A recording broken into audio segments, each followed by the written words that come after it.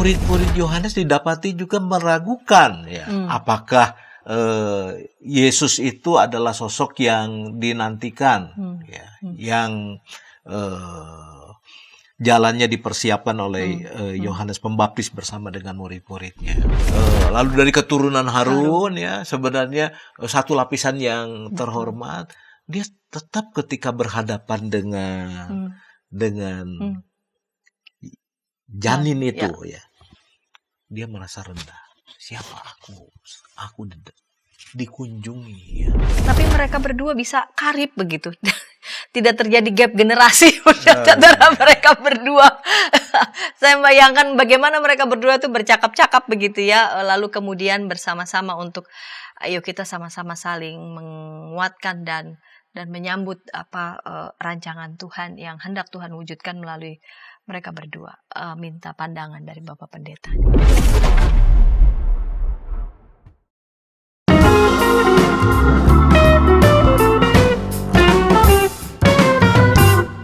Sahabat YKB, kita jumpa kembali dalam program Ngulik Alkitab. Program Ngulik Alkitab ini diselenggarakan sebagai media, sebagai sarana bagi kita membaca kitab suci, kita menggali pesan-pesan yang luhur yang ada dalam setiap teks yang kita ulik, dan tentu saja melihat relevansinya untuk kehidupan kita sehari-hari. Saya sebagai pemandu percakapan, Pendeta Santiani Manurung. Sahabat YKB, sahabat ngulik Alkitab, pada episode kali ini kita akan mengulik teks Injil Lukas pasal 1 ayat 39 sampai 45. Injil Lukas pasal 1 ayat 39 sampai 45 diberi judul Dua Perempuan dalam Satu Rencana. Judulnya Dua Perempuan dalam Satu Rencana, dan yang akan menolong kita mengulik teks Injil Lukas 1 ayat 39 sampai 45 adalah sudah hadir di studio. Saya sapa lebih dulu Bapak Pendeta Suta Prawira. Salam jumpa kembali Bapak Pendeta Suta. Ya, shalom Pendeta Santi. Salam jumpa juga. Tuhan menyertai kita semua. Ya. Bapak Pendeta Suta yang akan menolong kita untuk mengulik teks ini, Lukas 1 ayat 39 sampai 45, dan saya mengajak sahabat dapat berinteraksi di kolom komentar yang sudah tersedia. Bapak Pendeta Suta Prawira melayani sebagai pendeta GKI di Jemaat GKI Gunung Sahari Jakarta.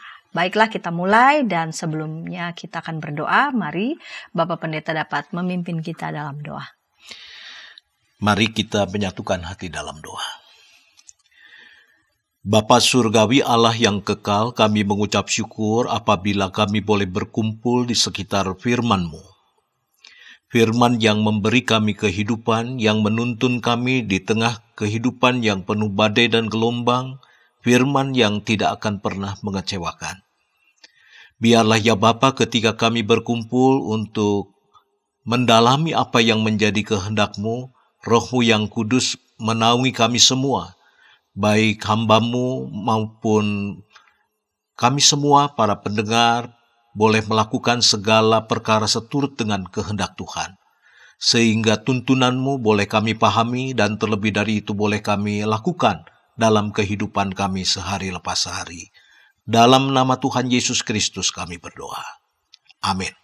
Amin. Saya akan membaca Injil Lukas 1 ayat 39 sampai 45.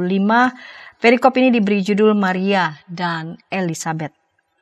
Beberapa hari kemudian, berangkatlah Maria dan bergegas menuju sebuah kota di pegunungan Yehuda. Lalu ia masuk ke rumah Zakaria dan memberi salam kepada Elisabet. Ketika Elisabet mendengar salam Maria, melonjaklah anak yang di dalam rahimnya, dan Elisabet pun penuh dengan Roh Kudus. Lalu berseru dengan suara nyaring, "Diberkatilah engkau di antara semua perempuan, dan diberkatilah buah rahimmu. Siapakah aku ini, sampai ibu Tuhanku datang mengunjungi aku? Sebab pada saat salammu sampai di telingaku, anak yang di dalam rahimku melonjak kegirangan. Berbahagialah ia yang percaya bahwa apa yang dikatakan kepadanya dari Tuhan akan terlaksana." Ya, Bapak Pendeta, ini perikopnya diberi judul Maria dan Elizabeth. Ada 2 nama perempuan yang disebut di sana bertepatan dengan judul 2 perempuan dalam satu rencana.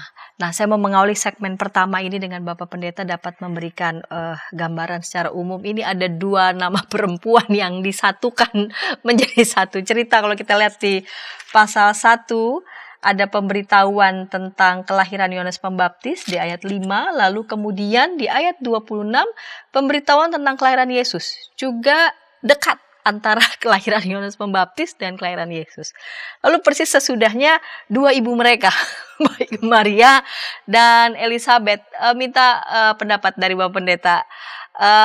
Apa kira-kira yang mau disampaikan oleh penulis Injil Lukas ini dengan apik begitu ya, dia menyusun cerita dimulai dengan lahirnya Yohanes Pembaptis, lalu lahirnya Yesus dan kedua ibunya, mereka sedang bertemu dan bercakap-cakap. Ya, jadi ini sesuatu yang menarik memang kalau kita memperhatikan di dalam kitab-kitab Injil antara Yohanes Pembaptis dengan Yesus ya. Jadi Yohanes Pembaptis punya murid-murid, Yesus juga punya murid-murid ya. Dan di dalam kitab Injil kita menemukan sering orang-orang Farisi ahli Taurat itu mempertentangkan mereka. Ya. Dan bukan saja di antara mempertentangkan mereka, kita menemukan juga di dalam beberapa kitab Injil murid-murid Yohanes didapati juga meragukan ya, apakah Yesus itu adalah sosok yang dinantikan ya, yang jalannya dipersiapkan oleh Yohanes Pembaptis bersama dengan murid-muridnya. Nah, kelihatannya kalau kita membaca kitab Injil Lukas, Lukas itu ingin menyajikan sebuah dasar bahwa antara Yohanes Pembaptis dengan Tuhan Yesus bukan 2 kelompok yang terpisah, bukan 2 kelompok yang bersaing. Ya. Jadi pada zaman itu ada banyak yang disebut rabi keliling. Ya. Jadi rabi punya murid, ada yang 10, ada yang 12, lalu mengajar berkeliling. Jadi bukan hanya Yesus dan murid-muridnya, bukan hanya Yohanes Pembaptis dan murid-muridnya, ada juga rabi-rabi lain. Jadi rabi punya murid mengajar berkeliling. Nah, Lukas sepertinya mau menyajikan pendasaran-pendasaran bahwa karya Yesus adalah karya yang memang dipersiapkan kedatangannya. Dan pihak yang diberikan tugas tanggung jawab mempersiapkan itu adalah Yohanes Pembaptis. Nah, oleh karena itu dalam kitab Injil Lukas, ketika ada muncul keraguan, lalu kemudian diutuslah murid-murid Yohanes Pembaptis untuk bertanya kepada Yesus. Ya. Yesus menjawab dengan sangat luar biasa ya. Kalau kita perhatikan misalkan di dalam kitab Injil Lukas ya, Lukas pasal 7, di sana ada perikop Yesus dan Yohanes Pembaptis ya. Jadi ketika Yohanes diberitahu tentang semua peristiwa oleh murid-muridnya, ia memanggil 2 orang dari antaranya, menyuruh mereka bertanya kepada Tuhan, "Engkaukah dia yang akan datang itu, atau haruskah kami menantikan seorang yang lain?" Ya. Sebab cara Yesus untuk mengajar dipandang berbeda ya. Jadi sebenarnya perbedaan ini mesti dipahami ya. Di satu sisi memang Yesus berasal dari keluarga yang agak berbeda dari Yohanes Pembaptis ya. Yohanes Pembaptis berasal dari keluarga imam, keturunan Harun, sementara Yesus itu dibesarkan dari kalangan tukang kayu ya. Walaupun dari garis keturunan diungkapkan dia berasal dari keturunan Daud begitu, tetapi pada waktu itu ia dibesarkan dalam sebuah masyarakat atau kelas ekonomi yang rendah ya, tukang kayu ya, rakyat biasa sehari-hari. Nah, ketika utusan dari Yohanes itu datang kepadanya, ya, lalu kemudian orang bertanya, dan juga banyak orang mendengar, Yesus mengatakan demikian di ayat 28 Lukas pasal 7. Aku berkata kepadamu, di antara mereka yang dilahirkan oleh perempuan, tidak ada seorang pun yang lebih besar dari Yohanes. Jadi artinya pada bagian ini, Yesus mengakui Yohanes itu adalah seorang sosok yang begitu besar. Ya. Tidak ada yang lebih besar dari dia. Nah, tetapi ada anak kalimat yang mengatakan, namun yang terkecil dalam kerajaan Allah lebih besar daripada dia. Jadi Yesus satu sisi mengagungkan, ya, memberikan tempat yang istimewa terhadap Yohanes Pembaptis, tapi di sisi yang lain Yesus hendak mengatakan, ya, kita juga akan jauh lebih besar dari dia apabila kita menjadi pelaku-pelaku dalam kerajaan Allah. Jadi sebuah tawaran kepada murid-murid Yohanes dan juga tawaran kepada banyak pihak, ya, untuk tidak mengabaikan kerajaan Allah, tetapi juga tidak mengenyampingkan Yohanes Pembaptis. Sebab dua-duanya ada dalam satu rencana. Oleh karena itu, di ayat 29 dikatakan, seluruh orang banyak yang mendengar perkataannya, termasuk para pemungut cukai, mengakui kebenaran Allah dengan memberi diri dibaptis oleh Yohanes. Ya. Jadi artinya Yesus tidak mencegah, malah mengarahkan dibaptis oleh Yohanes. Nah, tetapi dalam kenyataannya, pihak yang selalu mempertentangkan Yohanes dengan Yesus, ketika Yesus mengatakan kalimat ini, direspon oleh orang banyak untuk menyerahkan diri baptis. Nah, orang yang menentang itu justru sebaliknya. Oleh karena itu dikatakan di dalam pembacaan Alkitab kita selanjutnya, ya, di ayat yang ke-33, sebab Yohanes Pembaptis datang, ia tidak makan roti, tidak minum anggur, kamu berkata ia kerasukan setan. Kemudian anak manusia datang, ia makan dan minum, dan kamu berkata, lihatlah, ia seorang pelahap, peminum, sahabat pemungut cukai, dan orang berdosa. Ya. Jadi bagian ini mau menunjukkan, Lukas itu mau memberikan jawab pertama-tama, ya, di tengah-tengah orang yang mempertentangkan, Yesus dan Yohanes Pembaptis itu ada dalam satu rencana. Dan oleh karena itu, ketika Lukas menemukan ada sumber-sumber, ya, yang bisa memperkuat cara pandangnya, ia lalu kemudian menyajikan kisah tentang perjumpaan malaikat dengan Zakaria, perjumpaan malaikat dengan Maria, dan juga perjumpaan antara Maria dengan Elizabeth. Jadi menurut hemat saya, bagian ini mau menegaskan bahwa mereka berdua, Yesus dan Yohanes Pembaptis itu ada dalam satu rencana.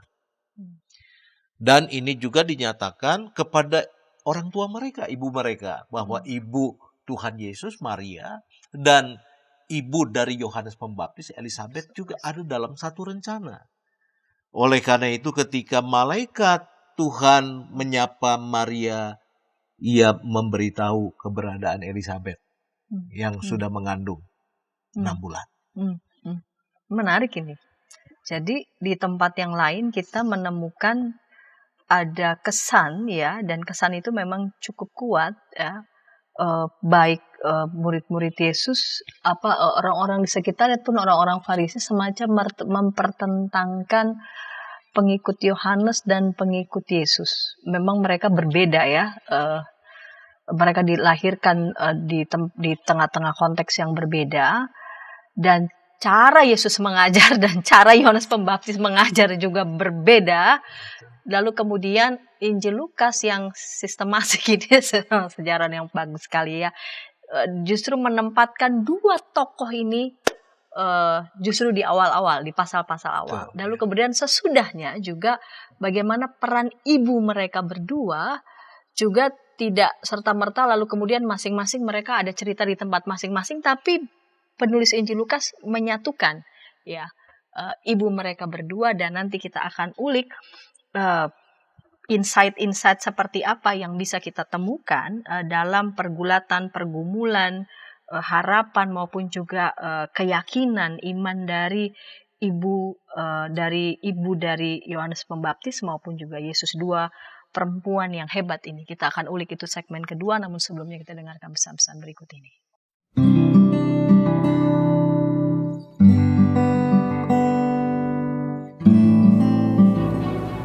Hi folks, this is Daily Spirit for Youth, a daily devotional that helps you grow closer to God and apply His Word to your life. Daily Spirit for Youth dapat Anda saksikan hari Senin sampai Sabtu pukul 4.30 waktu Indonesia Barat di channel YKB TV. Kita jumpa dalam acara Pembangunan Jemaat. Pembangunan Jemaat setiap Senin di minggu kedua dan keempat pukul 20 waktu Indonesia Barat. Dapat Anda nikmati di channel YKB TV. Dari kungkungan malam gelap. Nyanyikanlah nyanyian baru setiap hari Rabu pukul 12 waktu Indonesia Barat. Dapat Anda nikmati di channel Lagu Rohani YKB TV.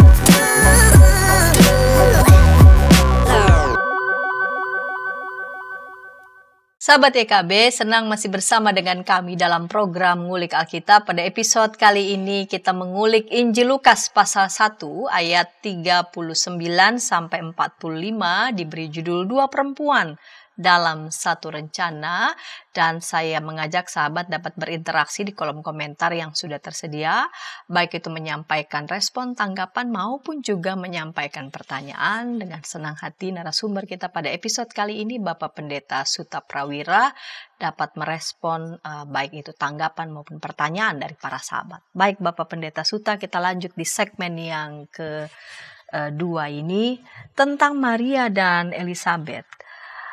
Betul, di pasal 2 malaikat itu mengatakan, di pasal 1 ya ayat 36 mengatakan pada Maria, lihat Elisabet sanakmu itu, ia pun sedang mengandung seorang anak laki-laki pada hari tuanya, dan inilah bulan yang ke-6 bagi dia yang disebut mandul itu. Lalu berapa hari kemudian berangkatlah Maria dan bergegas menuju sebuah kota di pegunungan Yehuda. Berarti Maria yang mendatangi sanak saudaranya yaitu Elisabet. Dua perempuan beda generasi ini. Kemudian dua perempuan ini dipertemukan dalam sebuah situasi yang sama-sama unik, yang sama-sama hampir di luar nalar. Minta pandangan Bapak Pendeta. Saya membayangkan ini kan dua generasi yang berbeda, yang satu sangat muda, yang satu sangat sudah sepuh begitu ya, sudah sangat senior itu. Ya. Jadi kita melihat bahwa pertama-tama yang menggerakkan Maria untuk menjumpai ya saudara sepupu jauh lah begitu ya, adalah pekerjaan Roh Kudus. Ya. Bahwa Roh Tuhan melingkupi Maria sehingga ia menerima panggilan itu dengan penuh syukur, dengan penuh sukacita. Dan di dalam panggilan itu juga diberitahu bahwa ada sanaknya yang mengandung di usia lanjut. Ya, ini sesuatu yang tidak biasa. Jadi Allah bekerja menyatakan rencananya dalam kehidupan kita. Nah, apa rencana Tuhan di dalam diri Elisabet? Apa rencana Tuhan dalam diri bayi yang ada dalam kandungannya? Tentu Maria tidak tahu. Tetapi ia digerakkan untuk datang. Jadi seorang perempuan muda yang sedang mengandung juga mungkin masih relatif muda, lalu kemudian mengunjungi sanaknya yang sudah lanjut usianya, yang mengandung di usia tua. Ya. Jadi ini pertama-tama adalah pekerjaan Roh Kudus. Dan oleh karena itu ketika Maria tiba di tempat Elisabet, lalu kemudian seperti kebiasaan pada umumnya, seseorang tamu yang mendatangi rumah dia akan mengucapkan salam. Ya, itu sesuatu yang biasa. Nah, tetapi dalam pembacaan Alkitab kita ketika salam itu disampaikan ternyata itu bukan salam biasa. Tapi salam yang sepertinya penuh kuasa, sebab di dalam pembacaan Alkitab kita dikatakan bahwa bayi yang ada di dalam kandungan Elisabet, janin yang ada di dalam kandungannya itu melonjak kegirangan. Dan bukan hanya itu saja, tetapi lalu kemudian Roh Kudus melingkupi Elisabet. Ya. Jadi kehadirannya itu kehadiran yang dituntun oleh Roh, dan ketika mereka mengalami perjumpaan, lalu kemudian Roh Kudus menaungi mereka. Sehingga di dalam pembacaan Alkitab kita menemukan sebuah balasan salam, ya. Tetapi formulanya itu formula yang tidak biasa, ya. Mungkin Maria datang dengan salam yang biasa, tetapi lalu kemudian formulanya ini formula yang tidak biasa, yang di dalamnya itu ada ungkap kerendahan hati, ya, yang di dalamnya itu ada ungkap pengakuan iman, yang di dalamnya juga ada semacam keyakinan, ya, sebuah dorongan, ya, atau juga sebuah pengharapan. Jadi ini rumusan yang tidak biasa, rumusan yang di dalam gereja Katolik lalu kemudian dipakai ya sebagai sebuah rumusan yang penting dalam liturgi-liturgi mereka, ya. Dan ini begitu dalam pekerjaannya.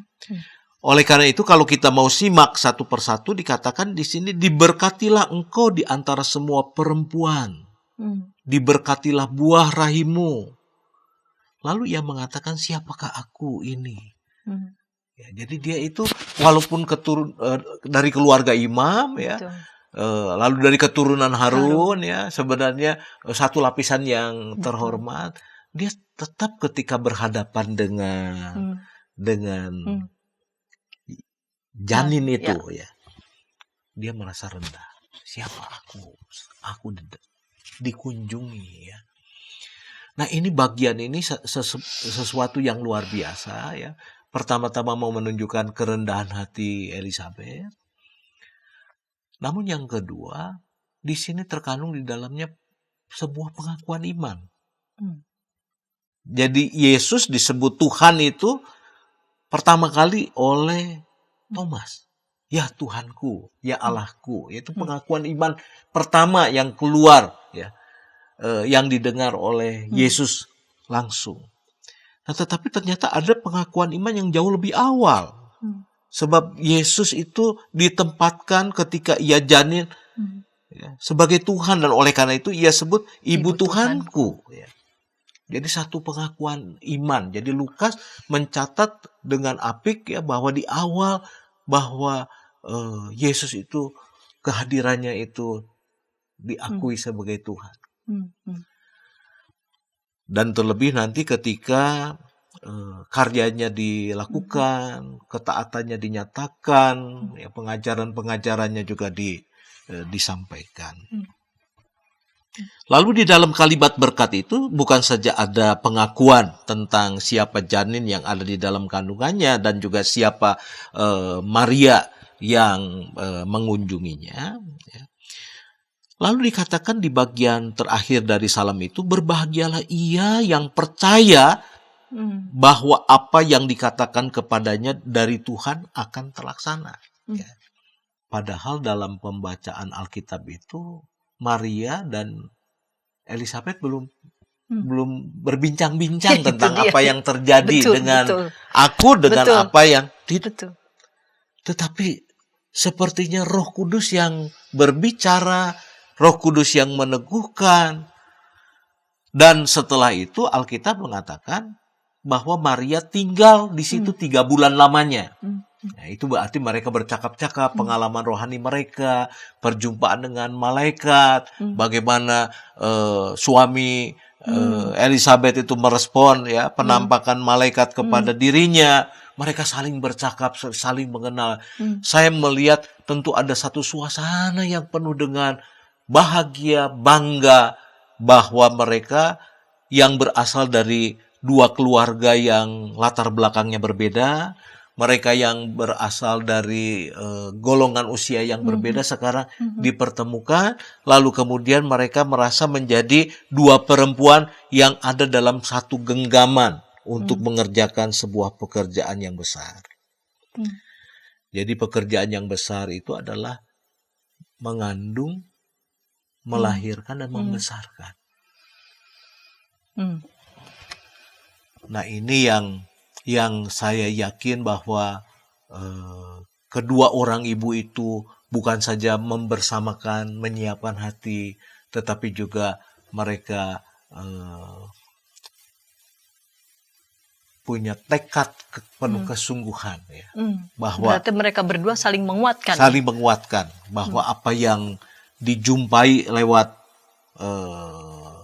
mimpi, lewat kehadiran malaikat ya, itu sekarang dikuatkan sehingga mereka menjalani kehidupan dengan penuh sukacita dan juga dengan penuh ketekunan. Jadi kalau kita melihat nanti bagaimana Maria dan Yusuf pergi menapaki jalan yang jauh ya, kalau tanpa kekuatan ya, tanpa keyakinan, tentu mereka tidak akan sanggup menghadapi itu semua. Dan mereka berdua lah yang sama-sama mengerti, yang sama-sama bantu, yang akhirnya saling menguatkan. Saya bisa membayangkan Maria nggak punya tempat begitu untuk bisa untuk bisa bicara dan lalu kemudian saya membayangkan mereka berdua tuh berupaya untuk saling mengenali ini misteri apa begitu ya. Karena ya tadi Elizabeth kan langsung mengenali janin yang ada dalam kandungan, tapi mungkin Maria pada saat itu masih belum persis tahu betul ya, Pak Pendeta. Nah, ini yang menarik ya. Jadi perjumpaan mereka itu seperti bahwa apa yang saya alami, perjumpaan yang sangat pribadi dengan malaikat itu terkonfirmasi. Ya. Bahwa ada berita yang sampaikan ya, Elizabeth mengandung 6 bulan, itu ternyata benar. Dan bahwa kandunganku diberkati. Dari mana dia tahu? Kalau bukan Roh Tuhan yang menyingkapkan. Kalau zaman sekarang mungkin ya kita kalau mengalami satu peristiwa cepat beritanya nyampe ya. Ya, angkat handphone, ya. aku dapat penglihatan, aku dapat penampakan. Nah, pada waktu itu. Jadi artinya gerakan roh lah yang menuntun, yang membuat lalu kemudian Elizabeth sanggup berucap ya, diberkatilah. Ya. Buah rahimnya. Siapakah aku yang dikunjungi oleh Ibu Tuhan? Nah, ini kalimat-kalimat yang meneguhkan, meyakinkan ya. Maria sudah yakin, dia berserah pada rancangan Tuhan, bahwa apapun bisa terjadi dalam kehidupan orang memperbincangkan, tetapi dia punya kesiapan, tetapi perjumpaan ini mengkonfirmasi bahwa apa yang aku dengar, apa yang disampaikan oleh malaikat itu memang sesuatu yang sungguh-sungguh berasal dari Allah. Jadi terkonfirmasilah apa yang mereka alami begitu ya, baik itu dari pengalaman perjumpaan Elizabeth sendiri secara personal bersama dengan suaminya, pun juga Maria mengalami perjumpaan itu juga secara personal, dan mereka berdua berjumpa, mereka berdua saling menguatkan dan percaya penuh bahwa memang mereka berdua dipakai oleh Tuhan sebagai ibu untuk mewujudkan satu rencana Tuhan. Nah, di segmen yang ketiga kita akan melihat bagaimana mereka berdua ini ya, Maria dan Elizabeth, dua perempuan yang hebat ini dalam segala kerendahan hati mereka mewujudkan, mengiyai ya rencana Tuhan dalam semua pergulatannya, karena tidak mungkin Alkitab kita memberikan catatan secara detail apa saja pergulatan perasaannya mereka berdua, baik dari segi Elizabeth sebagai perempuan yang sudah senior, terlebih lagi Maria dalam segala kebeliannya sanggup menerima peristiwa yang demikian, membuat siapapun bisa shock ya. Kita akan ulas itu segmen ketiga, namun sebelumnya kita dengarkan pesan-pesan berikut ini.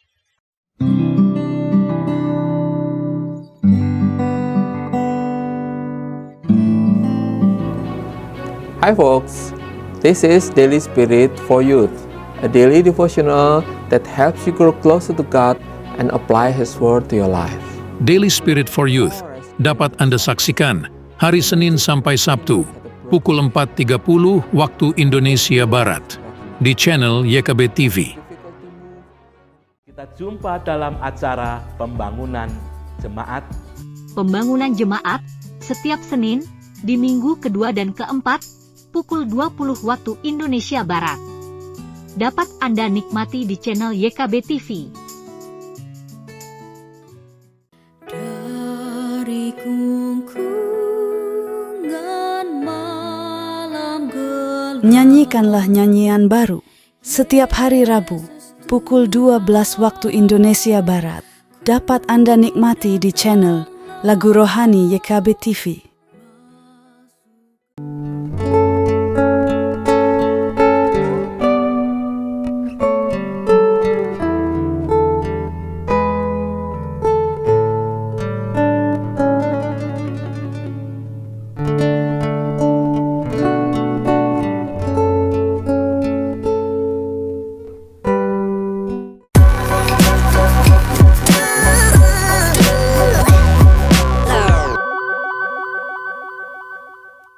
Sahabat YKB, senang masih bersama dengan kami dalam program Ngulik Alkitab. Pada episode kali ini kita mengulik Injil Lukas pasal 1 ayat 39 sampai 45, diberi judul Dua Perempuan dalam Satu Rencana. Kita sudah tiba di segmen yang ketiga bersama dengan narasumber Bapak Pendeta Suta Prawira, dan saya mengajak saudara semua, sahabat semua dapat berinteraksi di kolom komentar yang sudah tersedia. Baik, Bapak Pendeta Suta, kita lanjut di segmen ketiga, ini segmen penutup. Dua perempuan dalam satu rencana. Saya bayangkan kalau dua perempuan itu ada di era sekarang. Satu sudah sangat senior, satu juga masih sangat belia, sama-sama menerima peristiwa hidup yang tidak mudah diterima, baik itu nalar, apalagi memeluk ya rencana Tuhan yang penuh dengan misteri itu. Tapi mereka berdua bisa karib begitu. Tidak terjadi gap generasi antara mereka berdua. Saya bayangkan bagaimana mereka berdua itu bercakap-cakap begitu ya. Lalu kemudian bersama-sama untuk ayo kita sama-sama saling menguatkan dan menyambut rancangan Tuhan yang hendak Tuhan wujudkan melalui mereka berdua. Minta pandangan dari Bapak Pendeta. Ya, jadi kalau kita memperhatikan ya nyanyian Maria ya dalam perikop sebelumnya, jadi Maria itu merasa Tuhan itu meninggikan yang rendah. Jadi dia itu merasa rendah lah begitu kan, berasal dari Nazaret ya, dari kalangan rakyat biasa begitu. Allah itu akan meninggikan orang-orang yang rendah. Nah, betapapun ia sekarang ditinggikan begitu mulia, tetapi Maria tetap dalam kerendahan hatinya menjalankan tugas panggilan, dipilih menjadi ibu yang mengandung, melahirkan dan membesarkan. Dan kalau kita melihat bagaimana tugas ini dikerjakan oleh Maria bersama dengan Yusuf, ya tugas-tugas itu dikerjakan dengan penuh kesungguhan hati, sehingga tradisi-tradisi yang dilakukan dalam kehidupan umat Allah dipenuhi.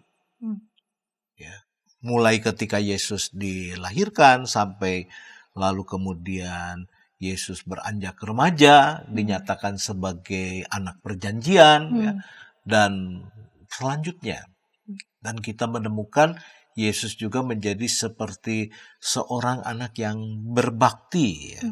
Jadi kalau kita melihat bagaimana Yesus di atas kayu salib mengatakan kepada murid-muridnya bahwa ini juga adalah ibumu. Ya. Seolah-olah ia menitipkan ibu kepada murid-muridnya. Itu berarti Yesus sebagai anak tertua punya tanggung jawab untuk merawat ibu. Sekarang oleh karena tugas panggilannya, ia tidak bisa mendampingi, ia menitipkan. Nah, itu mau menunjukkan kepada kita bahwa Maria dan Yusuf suaminya membesarkan Yesus di dalam kesungguhan hati, di dalam ketaatan akan firman. Lalu kemudian ia menyaksikan bagaimana hasil dari pengajaran pendidikannya itu membuahkan sesuatu yang patut diteladani. Nah, sementara dalam kehidupan Elisabet kita menemukan Elisabet sebagai keluarga yang berasal dari keluarga imam. Tentu ia akan mendidik anaknya dengan ketat, keras. Dan oleh karena itu mungkin Lukas tidak perlu menyajikan data-data bagaimana ia dibesarkan, tetapi ada catatan penting yang dituliskan oleh Lukas di dalam kitab Injilnya berkaitan dengan Elisabet dan juga berkaitan dengan Yohanes Pembaptis ya. Di pasal 2 ayat yang ke-80 dikatakan anak itu pun bertambah besar, makin kuat rohnya, ia tinggal di padang gurun sampai hari ketika ia harus menampakkan diri kepada Israel. Jadi artinya pada waktunya anak ini setelah menjadi besar lalu tinggal di semacam asrama, ya. Hidup secara luar biasa. Ya. Jadi dikatakan oleh Tuhan Yesus di pasal 7 tadi, ia tidak makan dan minum, artinya ia bertarak, ya. Ia hidup secara vegetarian, ia tidak makan daging. Dan ia juga menuliskan Taurat, menyalin sedemikian rupa. Mempelajari. Nah, ini mau menunjukkan kepada kita bahwa Elisabet ketika anaknya itu ada dalam bagiannya, itu ia kerjakan dengan penuh kesungguhan hati. Dan ketika waktunya anaknya itu dimasukkan dalam sejenis asrama, ia juga melepas dengan penuh kesiapan hati. Nah, bagaimana rencana ke depan saya yakin itu dipercakapkan dengan Maria ya. Sebab 3 bulan tentu mereka bercerita bagaimana nanti membesarkan anak-anak ini ya. Lalu kemudian mereka saling melengkapi satu dengan yang lain ya. Betapapun generasinya seperti ibu dengan anak, tetapi mereka sepertinya saling menguatkan satu dengan yang lain. Ini yang kita lihat ya, data-datanya kita temukan bagaimana Yesus tumbuh menjadi besar dan bagaimana Yohanes Pembaptis menjadi seorang yang begitu luar biasa ketika ia memberitakan.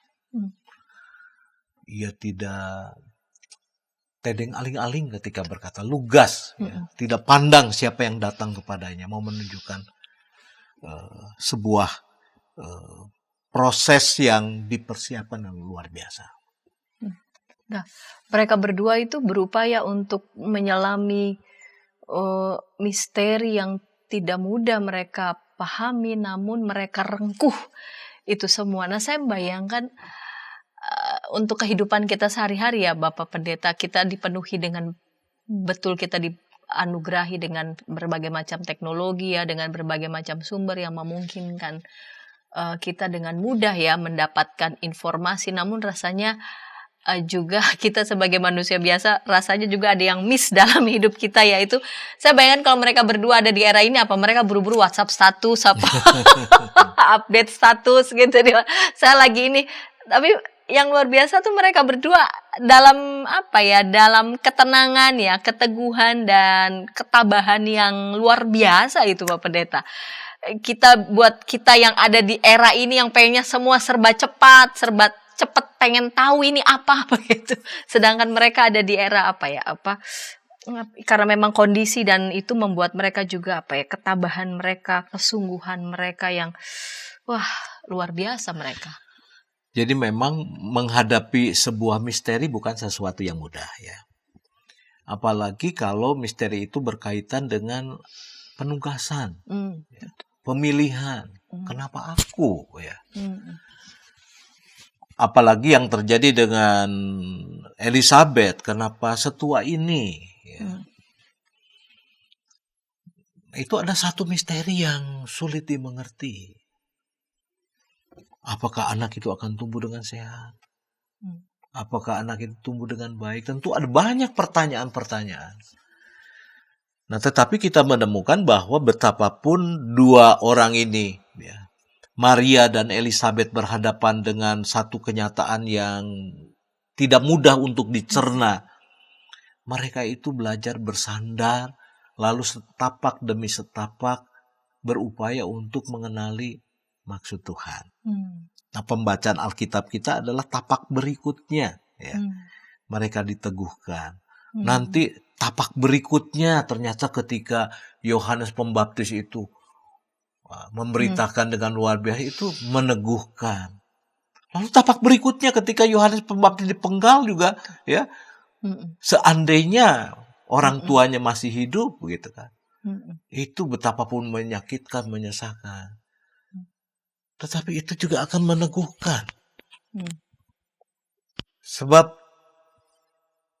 Yohanes Pembaptis itu ketika diberikan di tengah-tengah keluarga, mereka tahu ini bukan milikku. Sebab ada penugasan. Dan oleh karena itu dengan siap hati mereka memasukkan Yohanes Pembaptis di asrama, di padang gurun. Sebuah tempat yang mana orang dididik belajar secara khusus, secara disiplin. Sehingga saya yakin seandainya orang tua mereka itu masih hidup ketika Yohanes Pembaptis dipenggal, mereka menghadapinya dengan keteguhan hati. Nah, selangkah demi selangkah. Begitu pula Maria. Ya, menghadapi misteri. Ya. Pembacaan Alkitab kita langkah berikutnya ini diteguhkan.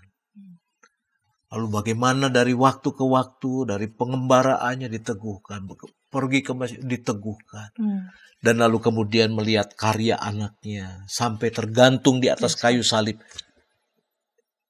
Nah, dalam hidup kita berhadapan dengan misteri, ya, kita perlu waktu ya, untuk mengenali jalan-jalan Tuhan sampai kita sungguh-sungguh punya keteguhan hati. Nah, tetapi ketika kita belum sepenuhnya, kita diajak untuk bersandar. Ketika kita belum mendapatkan pengertian, kita tetap yakin. Oleh karena itu menjadi relevan apa yang dikatakan oleh Anselmus, ya, seorang bapak gereja abad pertengahan. Ketika ia mengatakan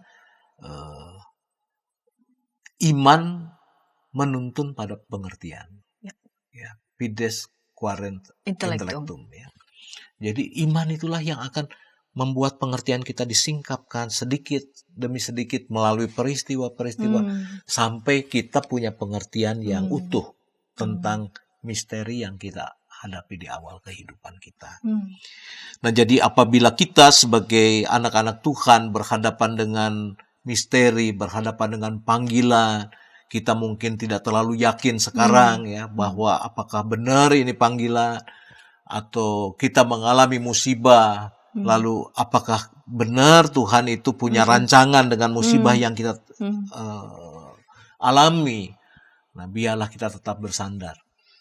Kita tetap yakin dan kita membiarkan diri kita dituntun oleh Tuhan selangkah demi selangkah. Sebab nanti melalui perjalanan waktu kita akan menemukan sesuatu itu secara utuh. Sama seperti yang dikatakan oleh Yusuf kepada saudara-saudaranya, bukan karena kamu aku ada di sini. Tapi karena Allah mereka-rekakan ya, kebaikan. Ya. Bukan saja untuk keluarganya, tetapi juga untuk orang-orang Mesir yang akan mengalami kelaparan yang begitu luar biasa. Misteri disingkapkan oleh Tuhan selangkah demi selangkah, dan pembacaan Alkitab kita adalah bagian dari peneguhan Tuhan terhadap Maria dan Elisabet. Baik Pak Pendeta, dua perempuan dalam satu rencana, melalui figur baik Maria maupun Elisabet kita belajar bahwa tidak selalu kita mudah langsung mengerti ya, apalagi yang berkaitan dengan panggilan-panggilan yang Tuhan berikan pada kita secara personal. Namun kita belajar melalui mereka berdua melangkah satu tahap, pelan, dituntun sampai mereka dapat memperoleh pengertian. Nah, kita rasanya harus perlu belajar itu dulu. Betul. Belajar untuk bersabar, bertekun, dan dituntun satu tahap, seperti anak-anak ya, belajar untuk bertuntun satu tahap, dan mempercayakan kita pada tuntunannya Tuhan sendiri yang menuntun langkah kita, dan akan tersingkapkan juga pengertian kita, dan melalui itu kita akan memuliakan Tuhan. Sungguh besar rancangan Tuhan yang hendak Tuhan mau nyatakan melalui kita dalam hidup kita. Pak Pendeta Suta Prawira, terima kasih untuk kesediaan ngulik Alkitab pada episode kali ini. Dan ketika tayangan ini boleh memberkati para sahabat dapat membagikannya kepada sebanyak mungkin orang, dan dapat menekan tombol like maupun subscribe sehingga boleh mendapatkan update dari tayangan YKB TV. Kita akan mengakhiri episode kali ini dalam doa. Mari Bapak Pendeta Suta dapat memimpin kita dalam doa. Mari kita menyatukan hati dalam doa. Kami mengucap syukur ya Bapa atas kesempatan yang Tuhan anugerahkan kami mengulik Alkitab sebagai sarana Engkau menyatakan kehendak-Mu dalam hidup kami. Biarlah ya Bapa, apabila kami mengalami pelbagai misteri perjumpaan dengan Tuhan dan kami belum sungguh-sungguh mengerti apa yang menjadi rancangan-Mu dalam hidup kami, kami juga boleh belajar seperti Maria dan Elisabet yang bersandar berserah, dan Tuhan meneguhkan dari waktu ke waktu, menyingkapkan apa yang menjadi rancangan-Mu bagi mereka. Kami yakin dan percaya Engkau mempunyai rencana di dalam diri setiap kami yang berkumpul di sekitar firman Tuhan ini. Dan biarlah Engkau yang memampukan kami untuk menapaki rencana-Mu dalam kehidupan ini, agar pada waktunya kami juga boleh melihat ke belakang dengan rasa takjub akan jalan-jalan-Mu yang menuntun kami pada kehidupan yang penuh dengan kemuliaan. Bapa Surgawi, Allah yang kekal, kami mau serahkan seluruh kehidupan kami hanya di dalam nama Tuhan Yesus Kristus, Juru Selamat dan Penebus kami yang hidup. Dalam nama-Mu kami berdoa dan mengucap syukur. Amin. Amin.